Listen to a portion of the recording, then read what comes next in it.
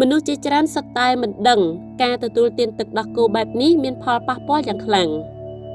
ទឹកដោះគោចាត់ទុកជាអាហារដ៏ចាំបាច់មួយនៅក្នុងជីវិតរស់នៅនៃសុខភាពរាងកាយប៉ុន្តែអ្នកដឹងទេថាការទទួលទានទឹកដោះគោមានច្រើនវិធីប៉ុន្តែបើអ្នកមិនប្រុងប្រយ័ត្នទេវាអាចបណ្ដាលឲ្យប៉ះពាល់ដល់សុខភាពយើងដោយមិនដឹងខ្លួនដូច្នេះតើការទទួលទានទឹកដោះគោមានបម្រាមអ្វីខ្លះដែលយើងត្រូវដឹងនោះ1ការយកទឹកដោះទទួលទានជំនួសទឹកដោះគោមានខ្លាញ់អាក្រក់ប្រហែល 3% នៃពាក់កណ្ដាលអាស៊ីតខ្លាញ់ឆ្អែតវាត្រូវបានគេចាត់ទុកថាជាសមាសធាតុសំខាន់ដែលបង្កឲ្យកើតជំងឺដូចជាជំងឺសរសៃឈាមបេះដូងជំងឺដាច់សរសៃឈាមខួរក្បាលមហារីកសូដនមហារីកពោះវៀនធំនិងមហារីកក្រពេញប្រូស្តាត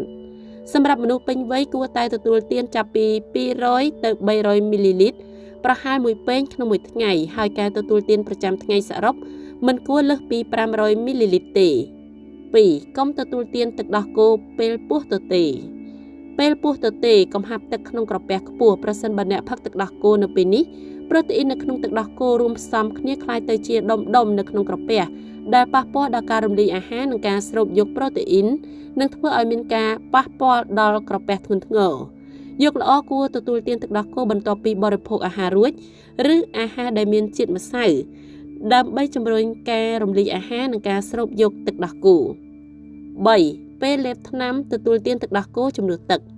ពេលលេបថ្នាំមិនត្រូវយកទឹកដោះគោមកទទួលទានជំនួសទឹកឡើយពីព្រោះជាតិកាល់ស្យូមសារធាតុដែកនិងប្រូតេអ៊ីននៅក្នុងទឹកដោះគោនឹងមានប្រតិកម្មមិនល្អជាមួយថ្នាំក្នុងក្រពះពោះវៀនវាក៏មានអន្តរកម្មទាក់ទងនឹងការប្រមូលផ្ដុំកាល់ស្យូមនិងជាតិដែកនៅក្នុងខ្លួនផងដែរប្រសិនអ្នកជាមនុស្សចូលចិត្តទទួលទានទឹកដោះគោដោយខានពុំបានក្នុងករណីដែលអ្នកមានជំងឺផ្ដាសាយអ្នកអាចទទួលទានថ្នាំមុនរយៈពេល2ម៉ោងក្រោយអ្នកអាចទទួលទានទឹកដោះគោបានព្រោះបែបនេះគ្មានផលប៉ះពាល់ឡើយ4កម្ដៅទឹកដោះគោជាមួយសីតុណ្ហភាពខ្ពស់ឬទាបមនុស្សជាច្រើនគិតថាមេរោគនឹងស្លាប់នៅក្នុងសីតុណ្ហភាពខ្ពស់ប៉ុន្តែសីតុណ្ហភាពខ្ពស់នឹងធ្វើឲ្យប្រូតេអ៊ីននៅក្នុងទឹកដោះគោមានការថយចុះ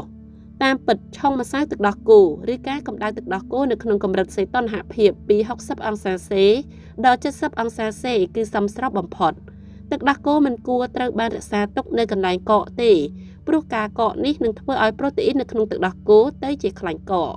បន្ទាប់ពីរលាយប្រូតេអ៊ីននិងជាតិខ្លាញ់ដែលបានកករឹងនោះគឺវាមិនអំណោយផលដល់ការស្រូបយកនៃរាងកាយរបស់មនុស្សឡើយ